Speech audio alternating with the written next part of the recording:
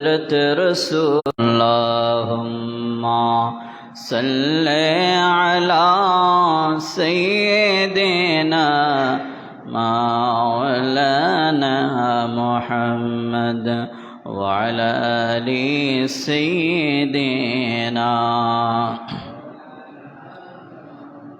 بلغ العلا بكماله كشف الدجى بجماله حسنت جميع خصاله جو روح کو تڑپا دے جو قلب کو گرما دے بلغ العلا بکمالہ کشف الدجى بجماله حسنت جميع خصاله صلوا عليه اس دور کی ظلمت میں ہر قلب پریشاں کو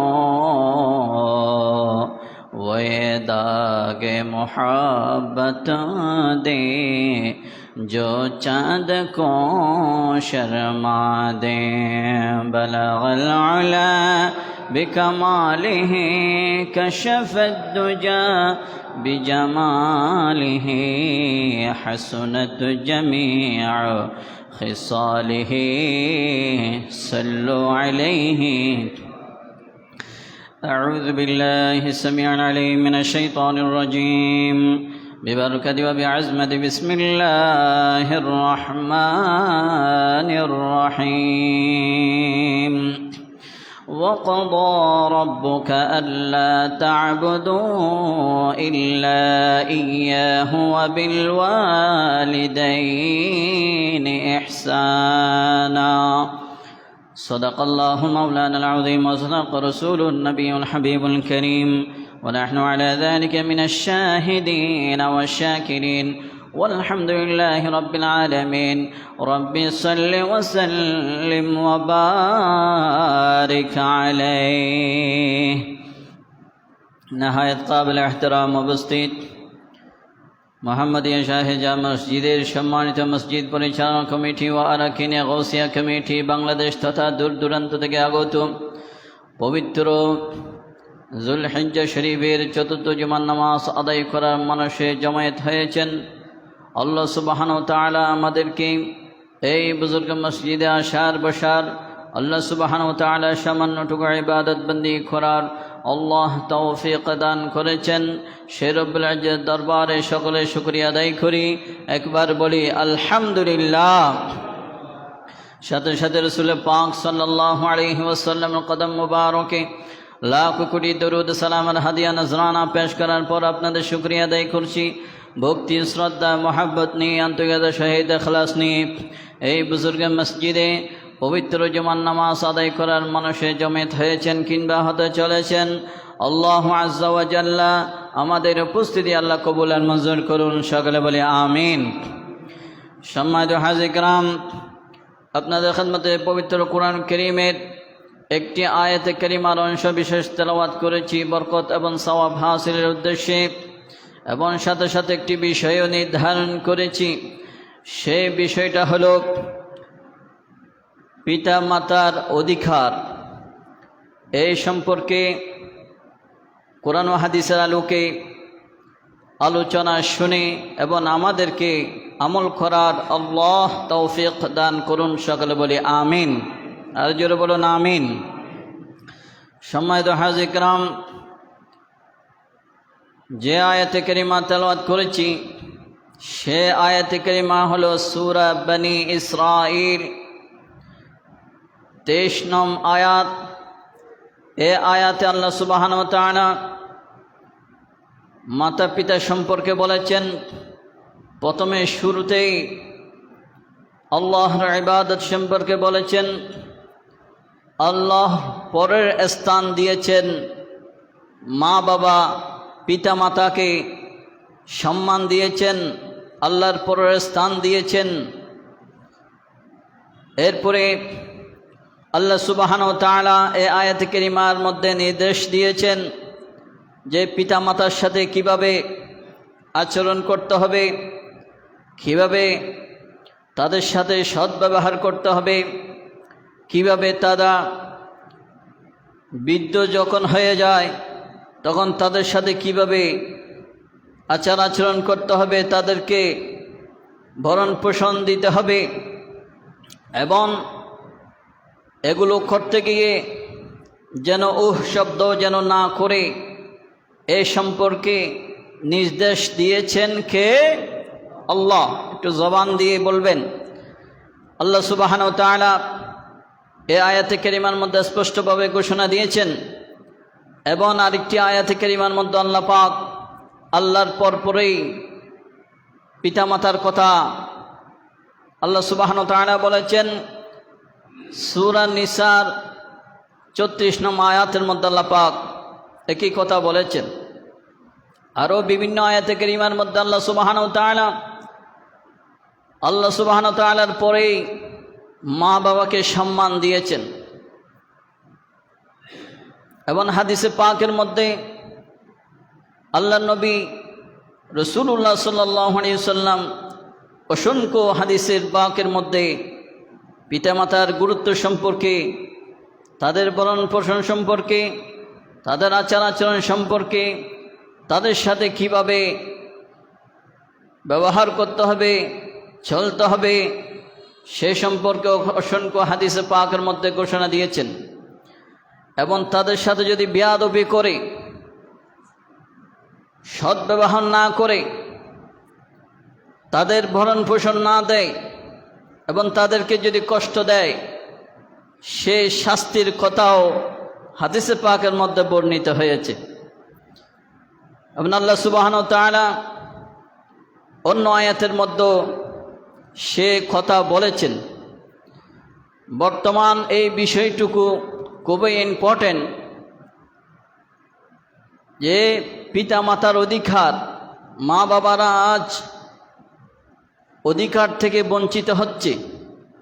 সন্তান তাদেরকে ভালোভাবে আচরণ করছে না, দেখভাল করছে না, লালিত পালিত করছে না। দেখুন আপনারা, সেই ঢাকার যে ঘটনা ঘটেছে গত এক সপ্তাহ আগে, হয়তো প্রায় এখন 10 দিন ঊর্ধ্ব হয়ে গিয়েছে। এখান থেকে আমাদের শিক্ষা নিতে হবে। আল্লাহ সুবহানাহু ওয়া তাআলা যে বলেছেন পিতামাতার সম্পর্কে যদি বেয়াদবি আচরণ করে, লালিত পালিত না করে, তাদের ভরণ পোষণ না দেয়, দেখভাল যদি সঠিক না করে, আল্লাহ নবী বলেন তাদের শাস্তি দুনিয়াতেই তারা পাবে। হাদিস পাক আমি বর্ণনা করব।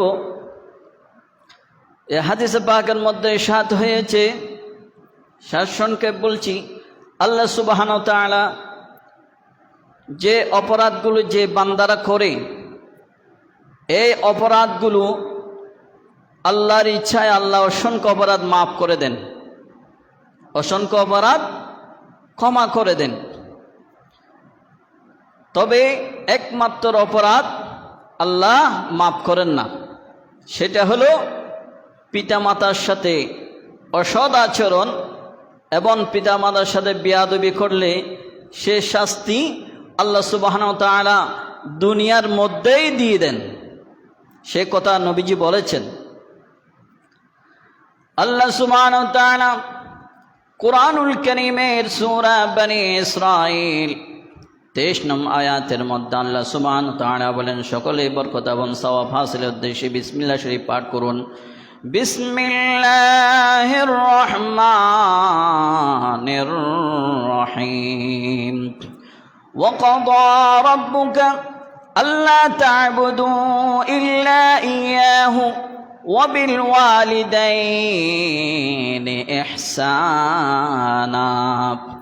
আল্লাহ সুবহানাহু ওয়া তাআলা বলেন, ওয়া ক্বাদা রাব্বুকা আল্লা তা'বুদু ইল্লা ইয়্যাহু।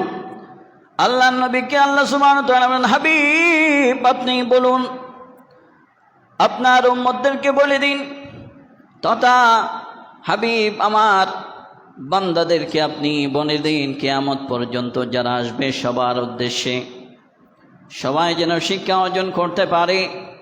এই আয়াতে কারিমার মধ্যে আমি আল্লাহ সুবহানাহু ওয়া তাআলা বলছি, ওয়াকাদা রাব্বুকা আল্লা তা'বুদু ইল্লা ইয়াহু, তারা যেন আমার বান্দারা যেন আমার ইবাদত বন্দেগী করে, আমার ইবাদত করে, ইবাদত করার সময় যেন তারা যেন শরীক না করে। আমি আল্লাহ এক, লা শরীক, কোনো শরীক নাই, তারা যেন শরীক না করে। এরপর আল্লাহ সুবহানাহু ওয়া তাআলা বলেন, ওয়াবিল ওয়ালিদাইনি ইহসানা। আল্লাহ সুবহানাহু ওয়া তাআলা বলেন এরপর পরে তারা যেন পিতা মাতার সাথে সদ্ব্যবহার করে, ভালো আচরণ করে, সুন্দর আচরণ করে। কিভাবে সুন্দর আচরণ?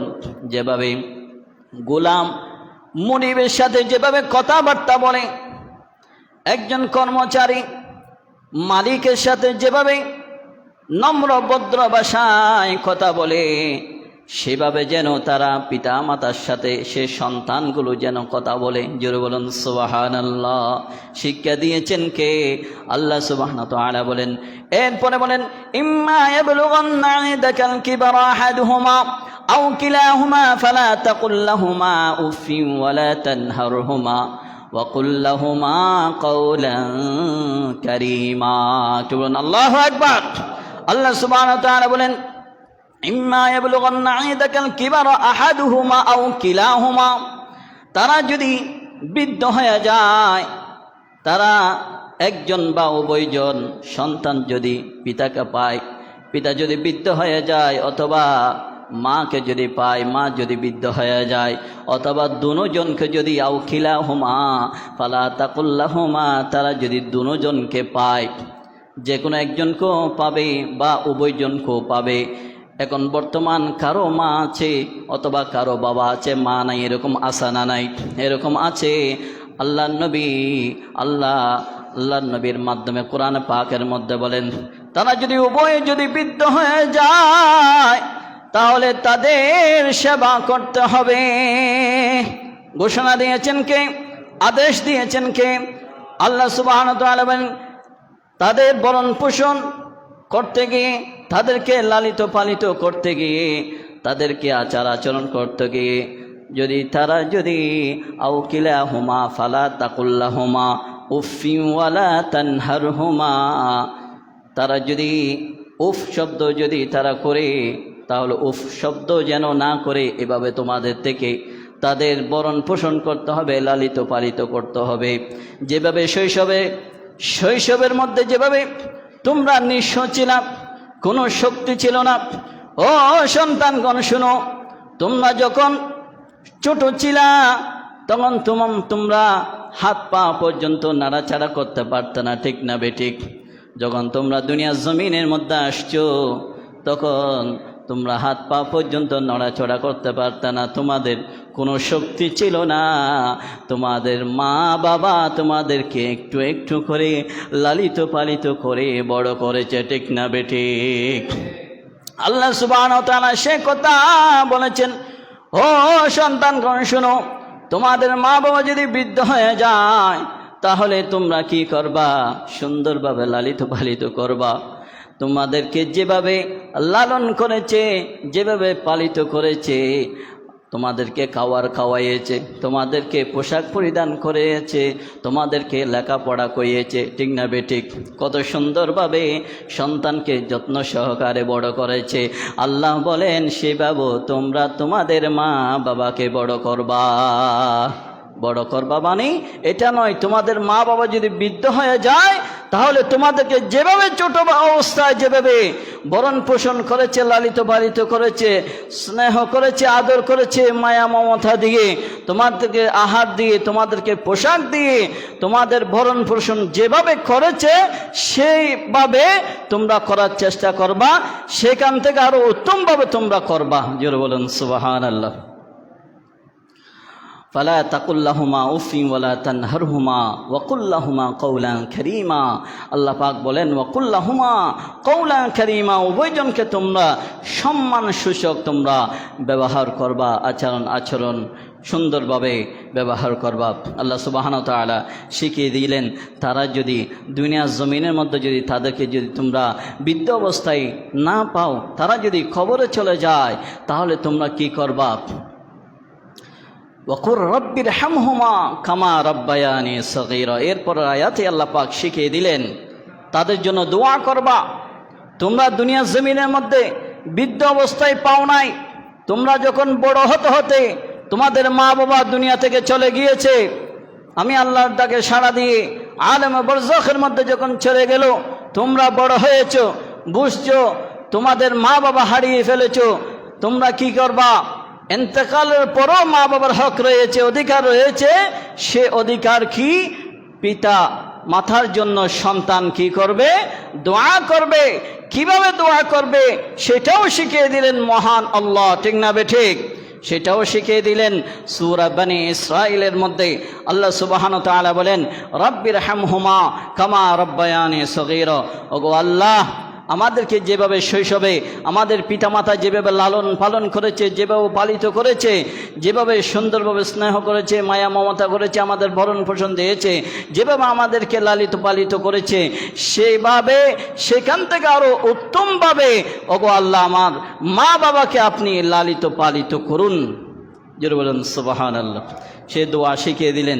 তো কবরের মধ্যে কীভাবে আল্লাহ লালিত পালিত করবে, এটার উদ্দেশ্য হলো আল্লাহ শিখিয়ে দিলেন ওই কবরের মধ্যে যেন আল্লাহ সুবহানাহু ওয়া তাআলার কুদরতিভাবে আমার মা বাবাকে যেন আল্লাহ সেভাবে জান্নাতিভাবে যেন তাদেরকে প্রতিপালন করে, সেটার জন্য দোয়া আল্লাহ পাক শিখিয়ে দিলেন। জোরে বলেন সুবহানাল্লাহ।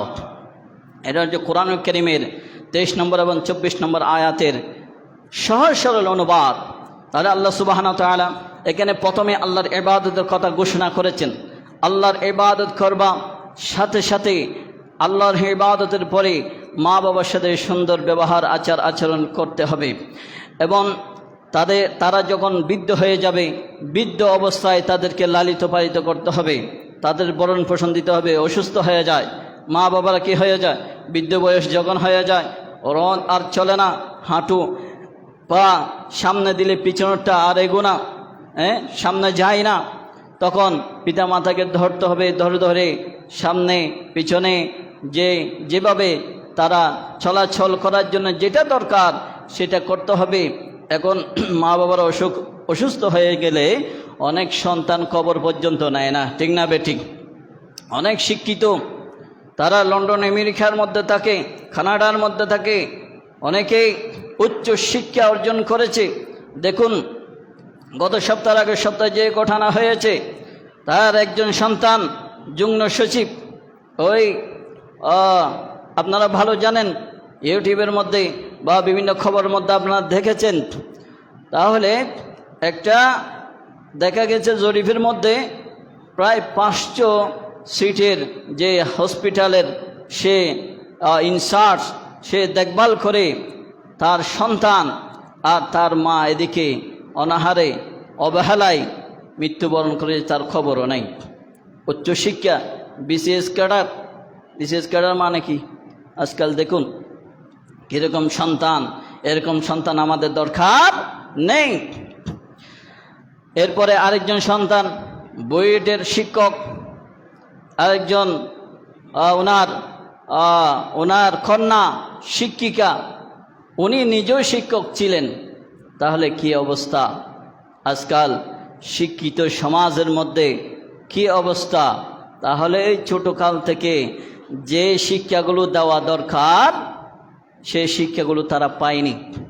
কোরআন হাদিসের শিক্ষা তারা হয়তো পায়নি, বা পেয়েও তারা কি হয়ে গিয়েছে? তারা নাস্তিক জিনজির হয়ে গিয়েছে। যার কারণে একজন মা, পিতা আসেনি না আমি সে খবর জানি না, একজন মার খবর, সেই মা মরে পৌঁছে গিয়েছে, প্রায় 1 সপ্তাহের ঊর্ধ্ব হয়ে গেল, কোনো খবর নেই। এরকম কুলাঙ্গার সন্তান আমাদের দরকার নাই। আপনারা দোয়া করবেন যেন আওলাদ সালেহা দান করে। কীরকম সন্তান?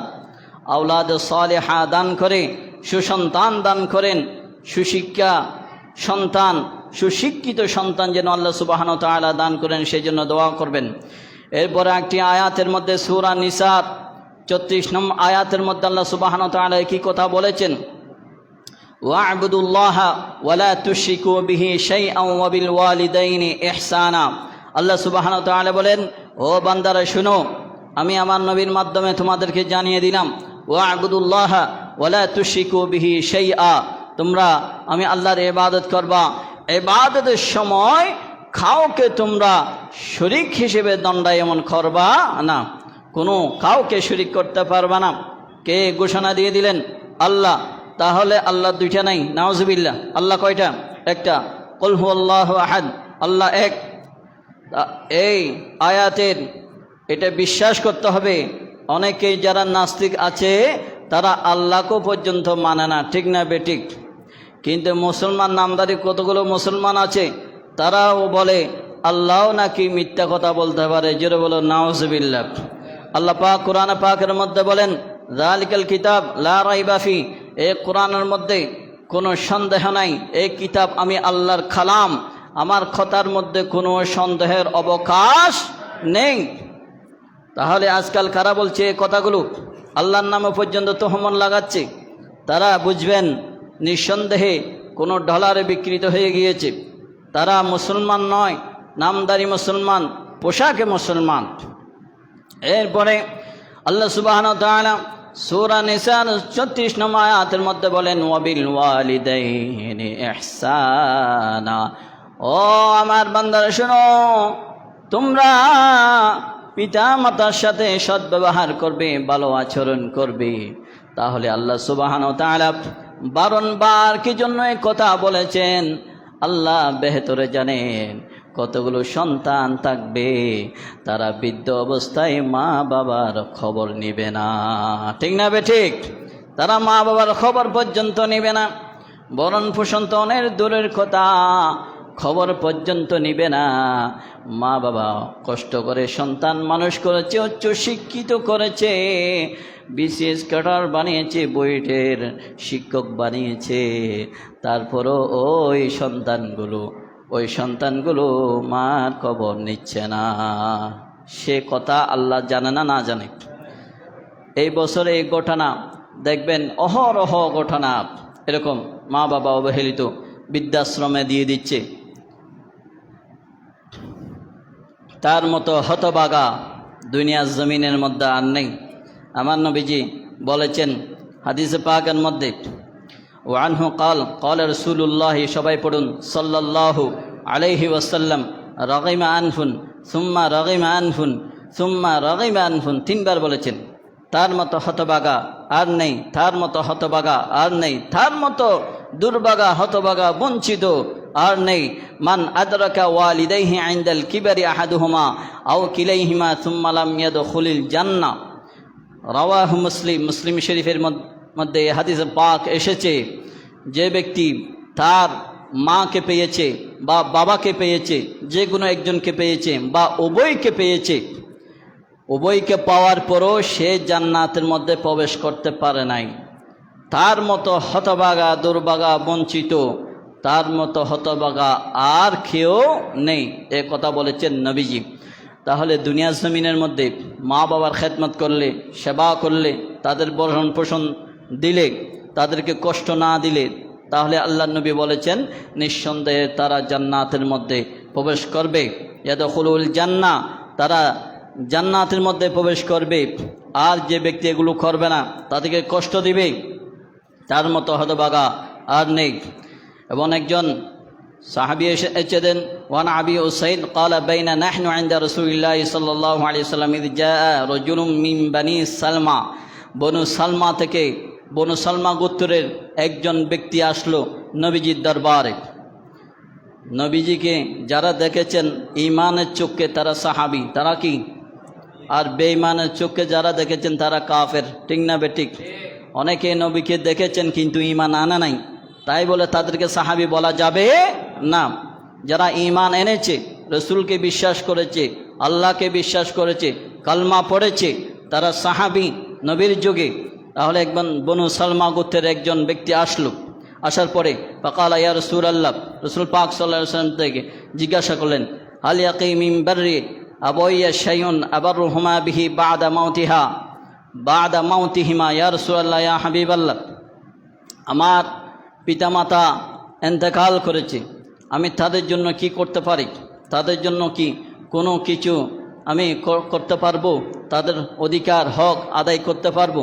আমাদের অনেকের মা বাবা কিন্তু কবরের মধ্যে, ঠিক না বেঠিক? মা বাবা অনেকের কবরের মধ্যে। তাই বলে আপনাদের দায়িত্ব, কর্তব্য, অধিকার শেষ হয়নি।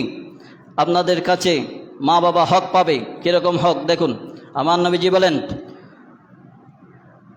বাদা মাউতিহিমা, মওতের পরে মা বাবার জন্য আমরা কি করতে পারি, আমি কি করতে পারি? তখন বনু সালমা গোত্রের এই ব্যক্তি প্রশ্ন করেছেন, জানতে চেয়েছেন নবীজি থেকে। নবীজি বলেন ক্বালা নাম, হ্যাঁ করতে পারবে। আসসালাতু আলাইহিমা ওয়াল ইস্তিগফারু লাহুমা ওয়া ইনফাযু আহদিহিমা মিন বাদিহিমা ওয়াসিলাতুর রাহমিল্লাতি লা তুসালু ইল্লা বিহিমা ওয়া ইকরাহু সাদিকিহিমা। রাওয়াহু আবু দাউদ। আবু দাউদ শরীফের মধ্যে এই হাদিস পাক এসেছে, মা বাবা যদি ইন্তেকাল করে তাহলে তাদের জন্য দোয়া করবা, নামাজ পড়ে তাদের জন্য দোয়া করবা এবং তাদের জন্য ইস্তিগফার করবা, তাদের ক্ষমা চাইবা, আল্লাহ যেন তাদেরকে ক্ষমা করে দেন, তারা যেন জান্নাতবাসী হয়, এবং তাদের জন্য ইসালি সওয়াবের ব্যবস্থা করবা। বিভিন্ন খতমাত আয়োজন করে তোমরা তাদের কবরের মধ্যে সওয়াব পৌঁছাইবা। এটা পৌঁছবে অবশ্যই। আল্লাহ নবী বলেন এরপরে তাদের জন্য দান সৎকা করবা, তাদের উদ্দেশ্যে কি করবা? দান সৎকা করবা, তাদের নামে দান সৎকা করে ওই তোমার মা বাবার রূহের মধ্যে, কবরের মধ্যে যেন আল্লাহ পাক সওয়াব পৌঁছায় দেয়, সেগুলো তোমরা করবা। এবং তারা যে ওসিয়ত করে যাবে, ওসিয়তগুলো পালন করবা। তাদের হক যদি কেউ পাওনা থাকে তাহলে তুমি সন্তান তোমার মা বাবার পক্ষ থেকে তুমি আদায় করে দিবা। এগুলো হচ্ছে তাদের হক। এরপরে আল্লাহ নবী বলেন ওয়াকাল রাসূলুল্লাহি, সবাই পড়ুন সাল্লাল্লাহু আলাইহি ওয়াসাল্লাম, আলা উনাব্বিউকুম বিআকবারিল কাবাইরি সালাসা। ও আমার সাহাবায়ে কেরাম, তোমাদেরকে কি আমি বলবো না সবচেয়ে বড় অপরাধীকে? অপরাধের মধ্যে সবচেয়ে বড় অপরাধী, হাদিস পাকের মধ্যে বলেছেন অপরাধীর মধ্যে সবচেয়ে বড় অপরাধীকে আমি কি তোমাদেরকে বলবো না? 3 বার বলেছেন নবীজি, সালাসা 3 বার বলেছেন। তখন সাহাবায়ে কেরামরা রাসূল পাক সাল্লাল্লাহু আলাইহি ওয়াসাল্লামকে বলেছেন, ইয়া রাসূলুল্লাহ বলুন। কুলনা বালা ইয়া রাসূলুল্লাহ, ইয়া রাসূলুল্লাহ আমাদেরকে একটু জানান সবচেয়ে বড় অপরাধী কি? নবীজি বলেন ক্বালা আল ইশরাকু বিল্লাহি ওয়া উকুকুল ওয়ালিদাইন কামা মুত্তাকিদান ফাজালাসা ফাকালা আলা ওয়া ক্বালা আয-যুর ওয়া শাহাদা আয-যুর। আল্লাহর নবী বলেন ফাকালা আল ইশরাকু বিল্লাহি ওয়া উকুকুল ওয়ালিদাইন, সবচেয়ে বড় অপরাধী হলো মা বাবার সাথে বেয়াদবি করা। জোরে বলুন নাউজুবিল্লাহ।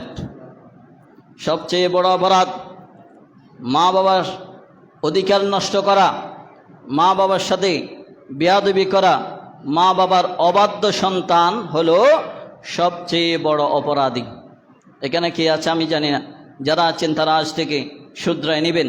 সবচেয়ে বড় অপরাধী হতে চাইবেন না। কেউ কি চায় নিজেকে নিজে আমি অপরাধী হতে চাই? কেউ চায় না বাবারা। অপরাধী না হতে চাইলে আপনারা পিতা মাতা যাদের আছে আজ গিয়ে ক্ষমা চাইবেন, এবং মা বাবা তো মা বাবা ক্ষমা করে দিবে অবশ্যই। ক্ষমা চাইবেন, কদম ধরে কাকুতি মিনিত করবেন, খন্দন করবেন, করে ক্ষমা চাইবেন মা বাবা। আপনি যত বড় অপরাধ করুন না কেন, মা বাবা ক্ষমা করে দিতে বাধ্য, অবশ্যই ক্ষমা করে দেবে। এরপরে আল্লাহ নবী একটি হাদিস পাকের মধ্যে বলেছেন পিতার অসন্তুষ্টিতে আল্লাহ অসন্তুষ্টি, মা বাবার অসন্তুষ্টিতে কার অসন্তুষ্টি? আল্লাহর অসন্তুষ্টি। ওয়ান আব্দুল্লাহ ইবনে আমর قال قال رسول الله সবাই পড়ুন সাল্লাল্লাহু আলাইহি ওয়াসাল্লাম, রিদার রাব্বি ফি রিদাল ওয়ালিদাইন ওয়ালিদ সাখাতুর রাব্বি ফি সাখাতিল ওয়ালিদ। ওয়ালিদাইনও এসেছে, ওয়ালিদও এসেছে। ওয়ালিদ মানে পিতা, ওয়ালিদাইন মানে মাতা পিতা।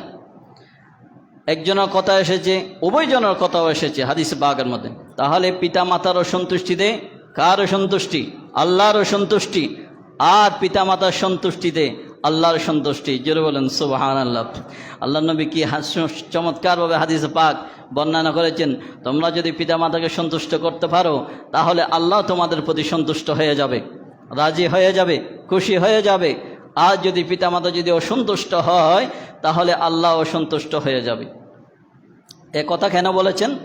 পিতামাতাকে সন্তুষ্ট করার জন্য এবং আল্লাহকে সন্তুষ্ট রাখার জন্য এ কথা বলেছেন। তাহলে তাদের যে সেবাগুলো, তাদের যে অধিকারগুলো, এই অধিকারগুলো যথাযথভাবে পালন করতে হবে, আদায় করতে হবে।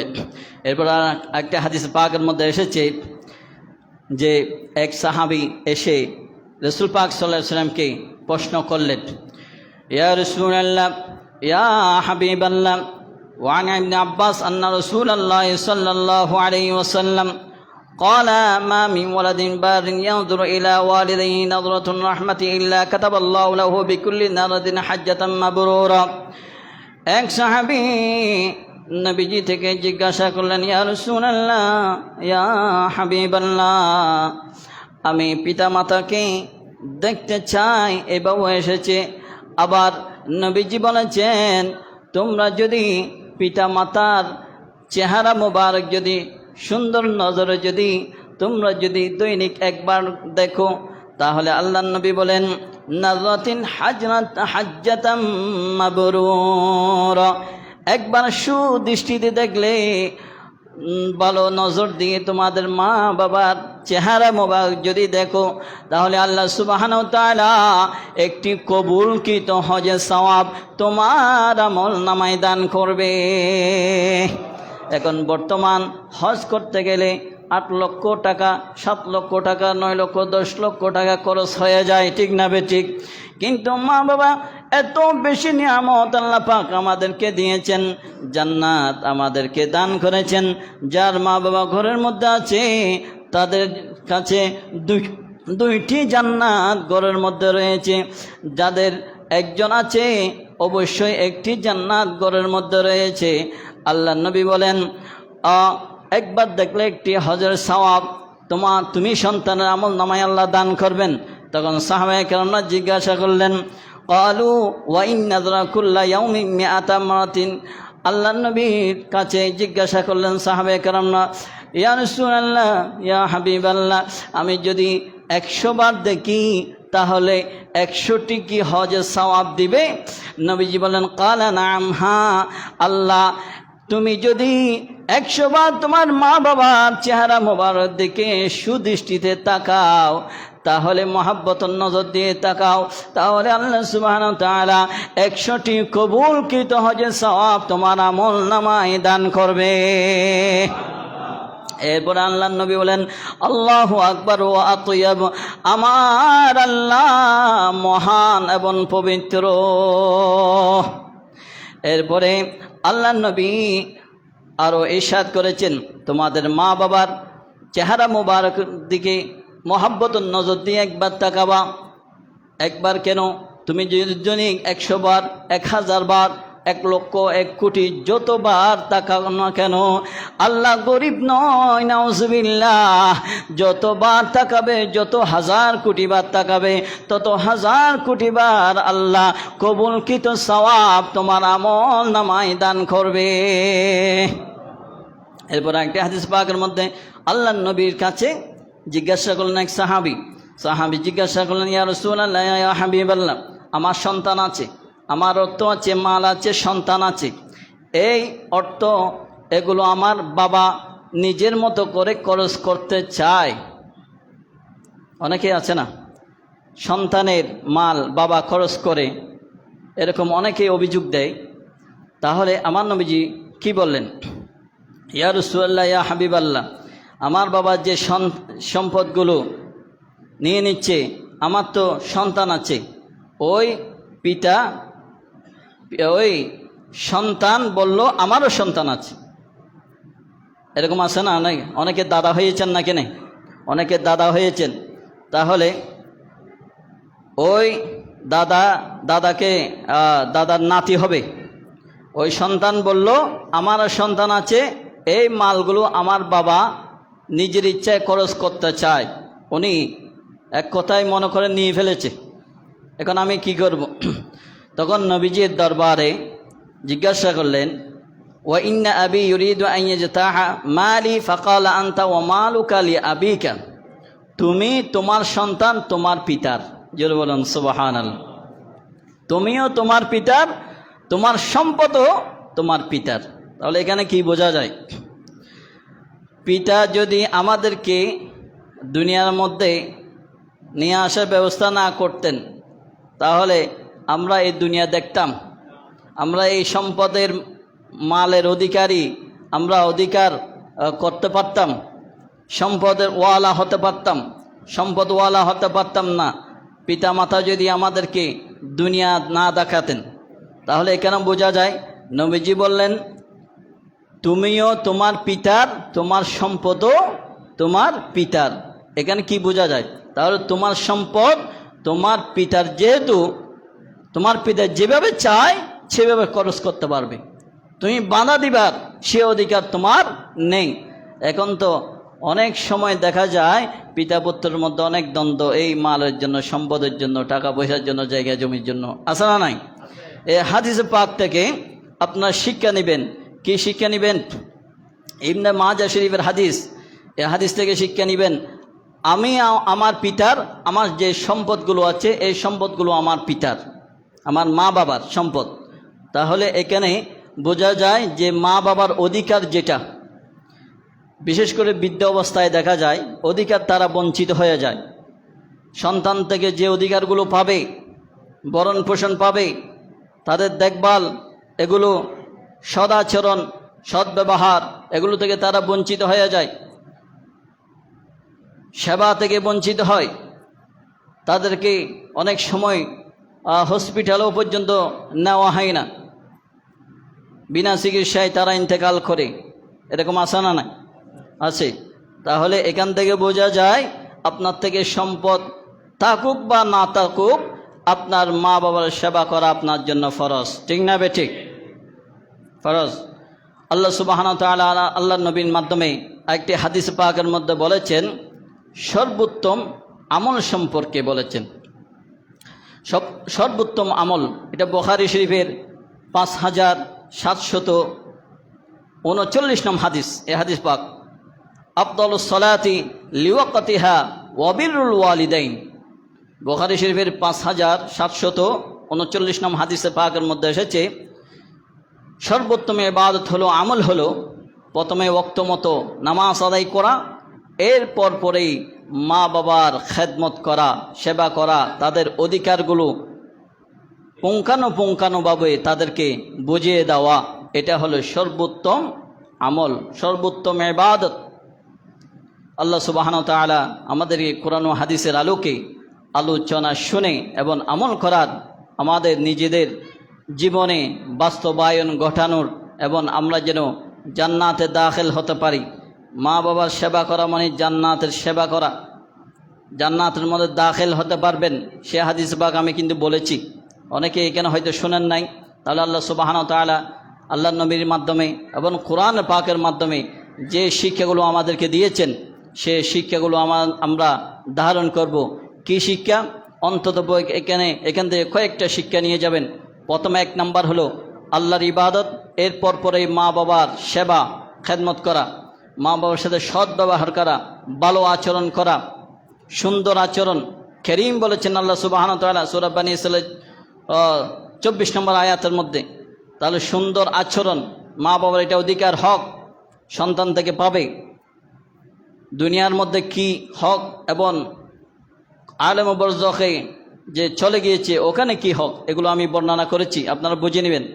তাহলে প্রথমে দুনিয়ার জমিনের মধ্যে মা বাবার সাথে সদ্ব্যবহার করবেন, ভালো আচরণ, এবং তারা যখন বৃদ্ধ হয়ে যাবে ভরণ পোষণ দিবেন, সৎ আচরণ করবেন, এবং তাদের জন্য টাকা পয়সা, চিকিৎসা যা যা দরকার এগুলো করবেন। এগুলো অধিকার, এগুলো যদি করতে পারেন তাহলে আল্লাহ নবী বলেন জান্নাতের মধ্যে প্রবেশ করতে পারবা, তুমি হতভাগা নয়। আর যদি করতে না পারো, তোমার মতো হতভাগা আর কেউ নাই, তুমি জান্নাতের মধ্যে প্রবেশ করতে পারবে না।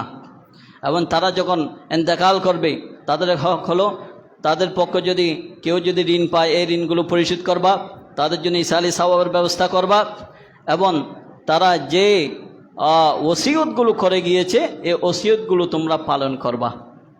অন্ততপক্ষে এই 3টে শিক্ষা আপনারা নিয়ে যান, এবং দুনিয়ার মধ্যে যে 3টে শিক্ষা এবং এই আলম বরজখের মধ্যে যে চলে গিয়েছে, ওখানে চলে যাওয়ার পরে কি হক আপনার উপর, আপনার মা বাবার অধিকার আছে, এগুলো আল্লাহ সুবহানাহু ওয়া তাআলা আমাদেরকে আদায় করার, আমাদের জীবন বাস্তবায়ন করার এবং আমাদেরকে মা বাবার খেদমত করে জান্নাত ওয়ালা হওয়ার আল্লাহ পাক আমাদেরকে তৌফিক দান করুন। সকলে বলে আমিন। ওয়া আখিরু দাওয়ানা আনিল হামদুলিল্লাহি রাব্বিল আলামিন। আসসালামু আলাইকুম ওয়া রাহমাতুল্লাহ।